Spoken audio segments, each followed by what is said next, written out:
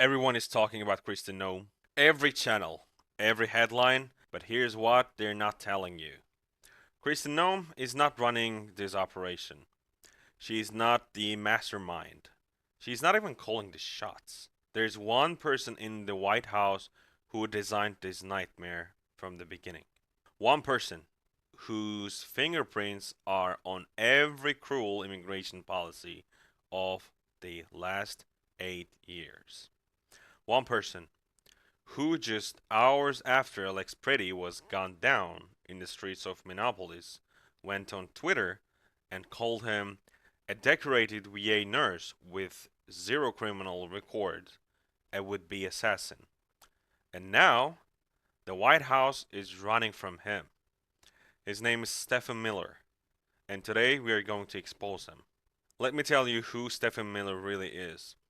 He is Trump's deputy chief of staff for policy and Homeland Security advisor.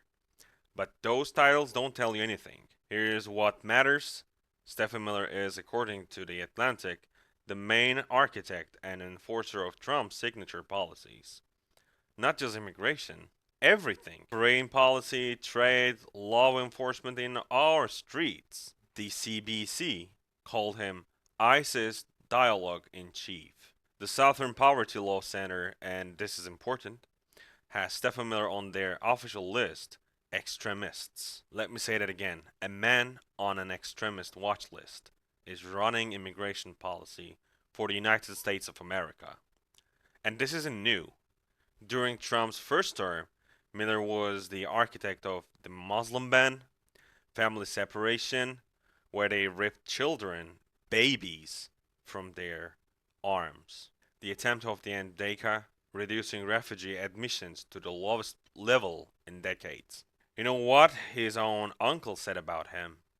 His uncle David Glusser wrote in Politico, and I quote, "If my nephew's ideas on immigration had been in force a century ago, our family would have been wiped out."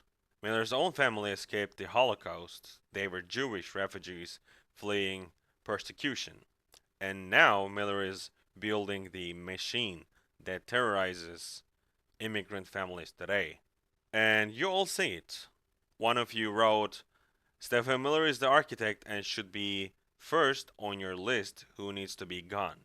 Another said, tired of Miller getting a pass, and I'm puzzled as to how he wasn't implicated in the planning of January 6th. You're not wrong to be suspicious, because Miller isn't just advising Trump.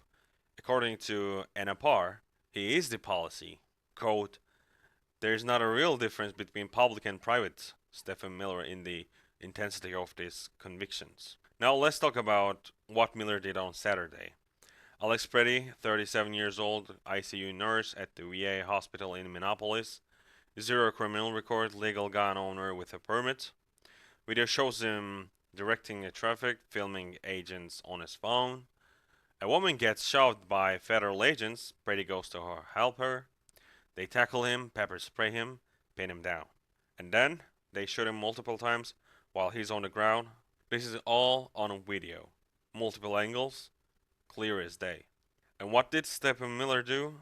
3 hours after this man was killed, Miller posts on X, a would-be assassin tried to murder federal law enforcement. He called Alex Pretty, a nurse who spent his career saving lives, an assassin. But here's what happened next. Twitter's community notes stepped in and they wrote, videos of the encounter showed that gun was never drawn. The weapon remains in the victim's holster until one agent removes it. After the victim is disarmed, a second agent shoots him repeatedly. Let me say that again. The gun was never in Pretty's hand. An agent removed it from his holster, and then they shot him. Stephen Miller lied, and the internet fact checked him in real time. One of you said it perfectly. Stephen Miller's fingerprints are all over this. Another wrote, put Stephen Miller on trial. He is just as guilty as Jonathan Ross. That's the agent who shot Renee Good. You're right, and we're calling it out. Here's what it gets interesting. On Monday, reporters asked, On Monday, reporters asked White House Press Secretary Caroline Leavitt about Miller's assassin's comments. She was asked 3 times to defend him. 3 times she refused. Quote, well, look, this has obviously been a very fluid and fast moving situation throughout the weekend.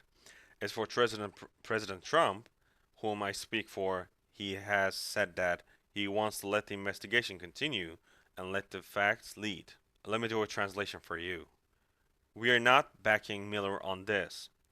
When asked if Trump agreed on that Pretty was a domestic terrorist, Miller's other claim, Levitt said, I have not heard the president characterize Mr. Pretty in that way. And when asked directly if Miller would apologize to Pretty's family, she ignored the question, moved on to the next reporter. The White House throwing Stephen Miller under the bus, and it gets worse. According to the Daily Beast, both Trump's chief of staff Susie Wills and Stephen Miller have now fully turned against Kristen Noem and her advisor Corey Lewandowski. Let me translate that for you. The knives are out inside this administration. According to the 2 senior DHS officials, Miller is furious that Gregory Bovino, the Border Patrol commander whose agents killed both Rennie Good and Alex Pretty, was chosen to be face of this operation. Miller views Noem, Lewandowski, and Bovino as liability. One of you saw this coming. Taking her down and leaving Trump will have same results. Another puppet. Exactly. Noam is the puppet. The Miller is the puppeteer. And here's what the media isn't connecting. Everything happening in Minneapolis right now, it's not improvised, it's not a mistake, it's the plan. Stephen Miller is a major figure in Project 2025. His organization, America First Legal, was on the advisory board. He appeared in the promotional video for it. His top executive wrote the chapter on the Department of Justice.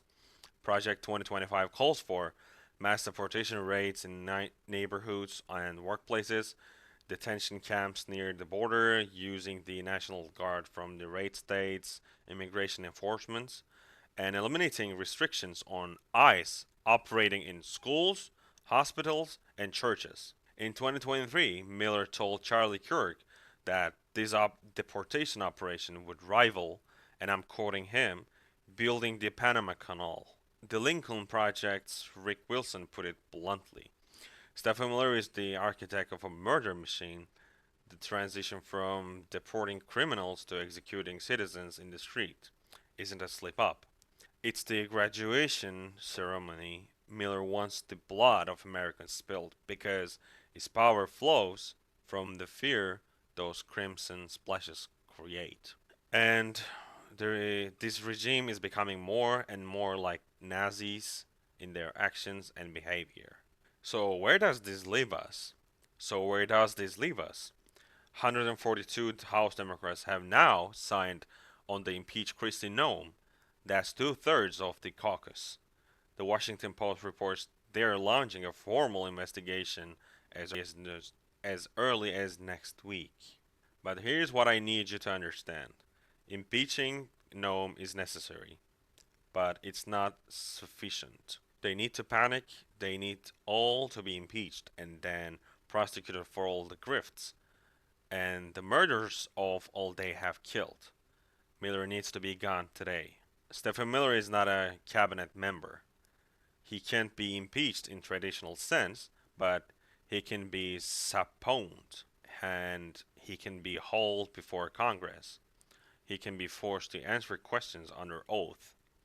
And the American people deserve to hear from the man who called murdered nurse an assassin 3 hours after his death, the man whose own uncle called him immigration hypocrite, the man who on an extremist watch list, who is now running a homeland security policy.